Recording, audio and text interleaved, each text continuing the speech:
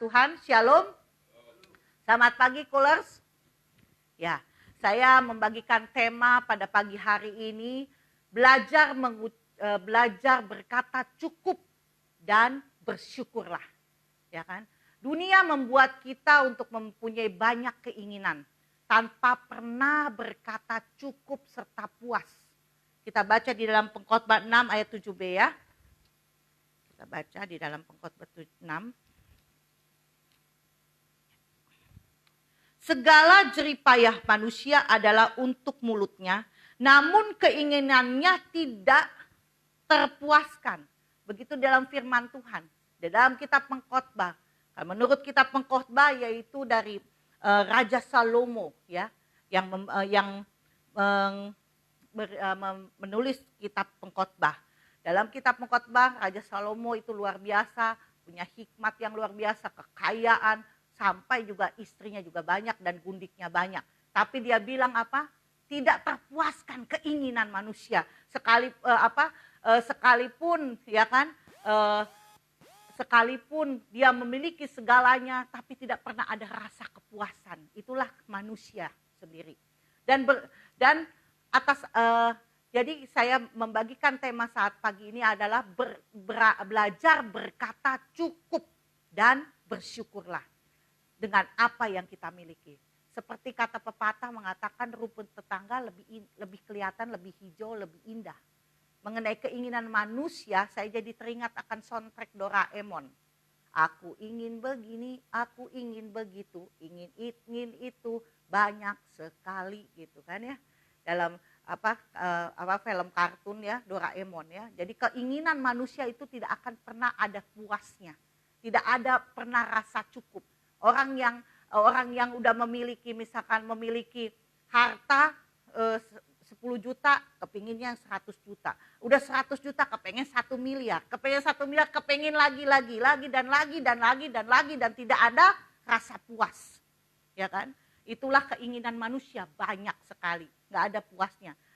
Kalau kita bilang di dunia kamu udah puas, sudah cukup, belum cukup. Gaji misalkan gaji kita dikasih 5 juta, bilangnya nggak cukup. Dikasih 10 juta juga bilang nggak cukup. 15 juta nggak cukup juga. 20 juta nggak cukup juga. Pokoknya setiap kita pasti tidak ada rasa puas di dalam hidup kita. Kita baca juga di dalam Yakobus 1. Kita baca di dalam Yakobus 1. Yakobus 1 ayat 14. Tetapi tiap-tiap orang dicobai oleh keinginan sendiri karena ia diseret dan dipikat olehnya. Jadi keinginan kita ini, hati-hati dengan keinginan kita sendiri. Keinginan orang itu, manusia itu dicobai oleh karena keinginannya. Bukan berasal dari pencobaan itu, bukan berasal dari Allah. Tapi dari keinginan kita, keinginan manusia yang banyak itu, yang saya bilang tidak akan pernah merasa puas dan cukup.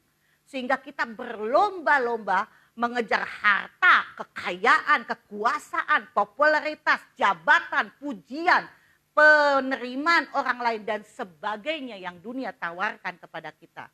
Sehingga kita pikir dengan itu semua kita dapat menikmati hidup dan berbahagia di dunia yang sementara ini. Kita pikir kalau kita memperoleh itu semua kita berbahagia. Ada ilustrasi seorang pengusaha yang kaya raya. Dia pergi ke sebuah desa dan dia datang ke sawah. Saat di sawah dia terkejut ada seorang petani. Petani itu duduk santai di tepi sawah dan dia tertidur pulas. Pada saat terbangun dia datangi itu petani, dia berkata dalam pikirannya, ini kok petani siang-siang gini bukannya kerja malah tidur pulas gitu kan, bukannya kerja. Terus dia bilang sama petani tersebut, dia bertanya dengan pertanyaan yang sama. Pak petani, kenapa jam segini udah tidur pulas? Ya kan? Bukannya kerja untuk menghasilkan uang. Terus kata Pak petani, terus menghasilkan uang untuk apa? Ya kerja menghasilkan uang untuk menikmati hidup lah. Untuk supaya kamu berbahagia karena banyak uang. Terus kata petani itu menjawab kepada si pengusaha yang kaya ini, dia berkata, inilah saya sedang menikmati hidup. Saat inilah saya sedang menikmati hidup dan saya berbahagia akan itu.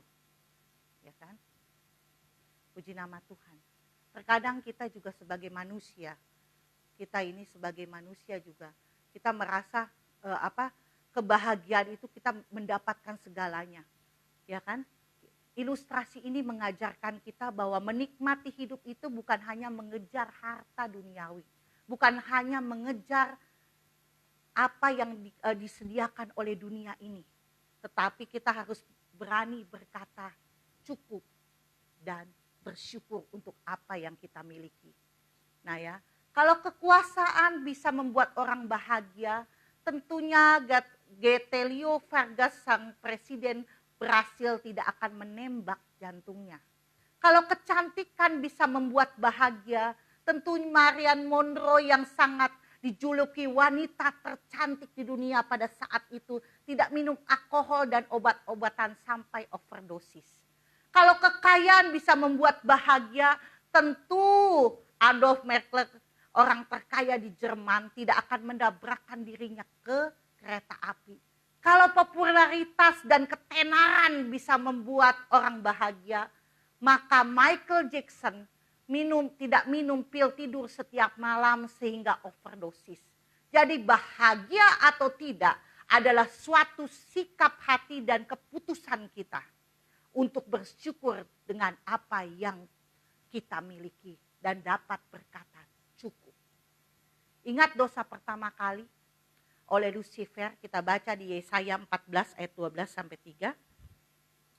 Yesaya 14 ayat 12 sampai 3. Wah, engkau sudah jatuh dari langit, hai bintang fajar putra fajar. Engkau sudah dipecahkan dan jatuh ke bumi, hal yang mengalahkan bangsa-bangsa. Engkau yang tadinya berkata dalam hatimu, aku hendak naik ke langit, aku hendak mendirikan tahtaku mengatasi bintang-bintang Allah, dan aku hendak duduk di atas bukit pertemuan jauh di sebelah utara. Aku hendak naik mengatasi ketinggian awan-awan, hendak menyamai yang maha tinggi. Kalau di dalam New King James, kita nggak lihat bintang fajar, tapi ada kata-katanya adalah Lucifer, ya kan? How you are fallen from heaven, O Lucifer, son of the morning, how you are cut down to the ground, you would weaken the nation. Jadi menginginkan kehendak, dia bilang sampai 5 kali dia bilang aku hendak, aku hendak, aku hendak, aku hendak. Hati-hati dengan kehendak kita juga. Jangan sampai kita menghadapi menjadi dosa dan mendatangkan maut bagi kita. Dosa pertama apa? Aku ingin, aku hendak. Lucifer, seperti Lucifer yang menginginkan, yang menghendaki seperti Allah, ya kan? Dan begitu halnya dengan Adam dan Hawa. Jatuh dalam dosa karena apa? Karena menginginkan seperti Allah, mengetahui yang jahat dan yang baik. Makanya dia makan buah pengetahuan yang jahat dan baik. Jadi hati-hati dalam keinginan kita yang bisa menjadi dosa dan maut. Kita baca di Yakobus. Yakobus 1 ayat 15. Dan apabila keinginan itu telah dibuahi, ia melahirkan dosa. Dan apabila dosa itu sudah matang, ia melahirkan apa? Maut. Kita baca akhirnya, hati-hati dengan keinginan kita. Keinginan duniawi kita yang tidak pernah merasa puas. Akhirnya kita dalam 1 Petrus 4 ayat 2. Saya bacakan. Supaya waktu yang sisa jangan kamu pergunakan menurut keinginan manusia, tetapi menurut kehendak Allah. Jangan mengikuti waktu-waktu ini, saat-saat ini adalah di mana kita semakin dekat kedatangan Tuhan. Sisa waktu ini kita jangan mencari memuaskan keinginan kita, keinginan manusia, keinginan duniawi kita. Tapi kita harus mengejar kehendaknya Allah.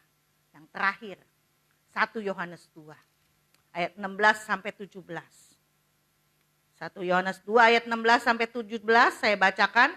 Sebab semua yang ada di dalam dunia, yaitu keinginan daging dan keinginan mata, serta keangkuhan hidup, bukanlah berasal dari Bapa, melainkan dari dunia. Dan dunia ini sedang lenyap dengan keinginannya. Tetapi orang yang melakukan kehendak Allah tetap hidup selama-lamanya. Puji nama Tuhan. Jadi hati-hati dengan keinginan kita. Biarlah keinginan kita serahkan kepada Tuhan untuk kemuliaan nama Tuhan. Biar kita cari kehendak Tuhan. Manusia tidak akan pernah merasa cukup dalam keinginannya. Makanya belajar untuk mengatakan cukup dan bersyukur dengan apa yang kita miliki. Puji nama Tuhan. Mari kita naik.